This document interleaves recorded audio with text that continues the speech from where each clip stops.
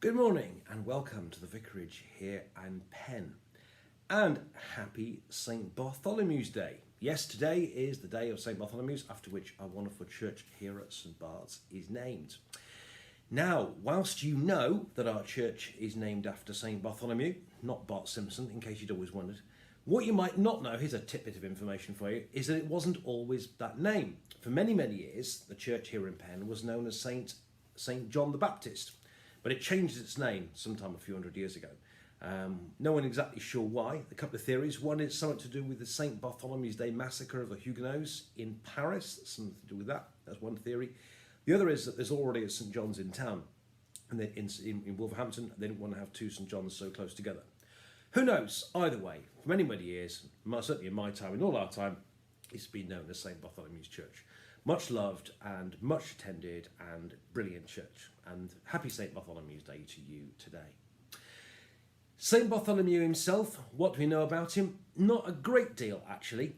We know he was one of the disciples of Jesus. It is thought that he was martyred in Armenia in a particularly grisly way involving 3 skinning knives, but that's another story, but this is a family show. It is also thought that he may well be the same man we're about to hear about in our reading, who is known as Nathaniel. It's thought that Nathaniel may have ended up becoming Bartholomew. And so, because it's St. Bartholomew's Day, we have a special reading for today, and I'm going to set the scene for you first. The all-important context, as I always say. We're winding back, we're not in Acts anymore, we're in John's Gospel, chapter 1. We're talking right at the beginning of Jesus' ministry. John the Baptist is already in the desert doing what he has to do. 2 of his disciples have already been called, and someone called Philip meets Jesus. And because Philip is so impressed with Jesus, he invites his friend Nathaniel, we think is Bartholomew, to come along as well.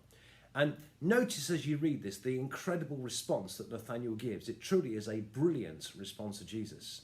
Philip meets Jesus and invites his friend to come along, as we have to do, invite our friends to follow Jesus too.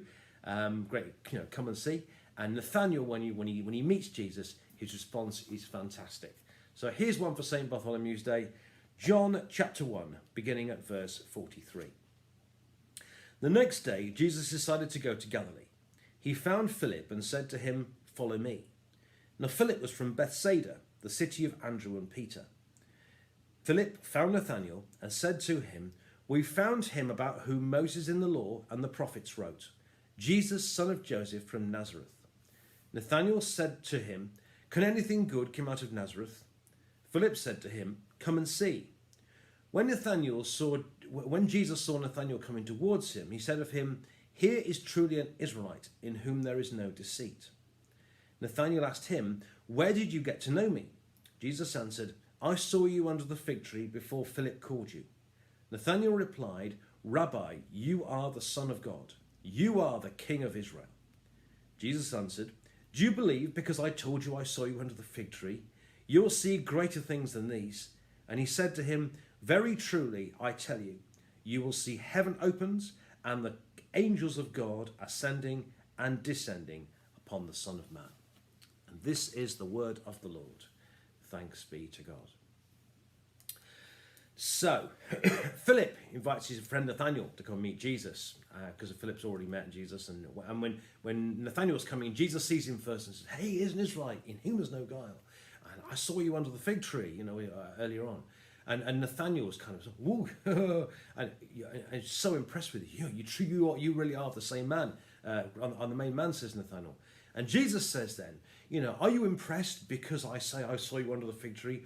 Greater things than these."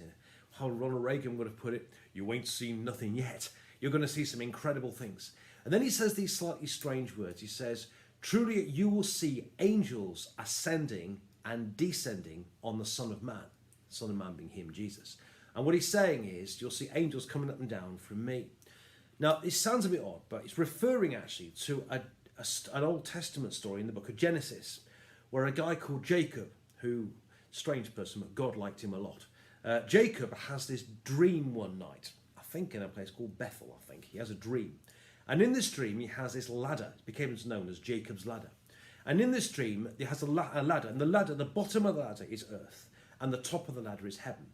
And so the ladder really is the way to heaven. because he sees angels coming from heaven to earth and from earth to heaven and so on, up and down this ladder. And this ladder is the way to heaven. And what Jesus is saying here is that you will see angels ascending and descending on the Son of Man. He's talking about himself being, if you like, the bottom of the ladder, the way to heaven. The stairway to heaven, you might say, is in him. So what he's saying is, if you want to see heaven, then Jesus is the way to see it. It's not by accident, I believe, that Jesus went on to say in John's Gospel, I am the way, the truth, and the life. And what he's saying here is, if we want to know the way to heaven, if we want to know what truth is, if we want to know what true life is, if we want heaven, then Jesus is the way to find it. A bit like in Jacob's dream, the way to heaven, you started at the bottom on earth. The place to start is Jesus. Jesus is the way to heaven. So that's the first thing I want to say this morning. But second thing this morning, because it's St. Bartholomew's Day, I want to say something slightly different this morning. I am really proud, actually, to be vicar of St. Bart's Church. It really is, and St. Anne's. It really is a fantastic parish, and it's a brilliant place to be. And I'm an honour to lead. In my opinion, it's the best church in the world. There's some fantastic people in it, and it's a real honour. And we do some fantastic things in the community. We do things like street pastors. We've also got things like choirs, great choirs, house groups, and things like these talks, which you enjoy every day. Which, by the way, I've every intention of carrying on doing indefinitely. I really enjoy these talks, and thank you for watching. Thank you for making them worth watching. And so I'm going to carry on doing them indefinitely. But I know people that do this type of thing are often known for this, but today I'm going to unashamedly ask you to contribute financially. It is a great church. We do a lot of good things, and we do a lot of good for a lot of community, and you're obviously enjoying these talks as well. So just for today, I'm going to ask you to consider donating towards St. Bart's Church, either as a one-off, through a text or a donation, or even better, regularly by a standing order. If you want to do this, the way to do it is I've put a link below. Alternatively, you can just send a message to Facebook to us. Just send us a message and we'll respond back and tell you what to do. Or even alternative, if you prefer, just ring the office and we'll put you in touch with somebody who can tell you how to do it. But it really is a great church. We do a lot of good things. So just for today, I know people that do this kind of are often known for it, but I don't make a habit of it. But I do want to ask you today, do please consider giving financially towards the work of our wonderful church. It's worth investing in. It's a great place, and I'm sure you'll be blessed by giving. And so, with that in mind, Jesus is the way to heaven, as we found out in John's Gospel, chapter 1. He's the bottom of the stairway to heaven. He's the way to heaven, the way, the truth, and the life. But also today, on Happy St. Bartholomew's Day.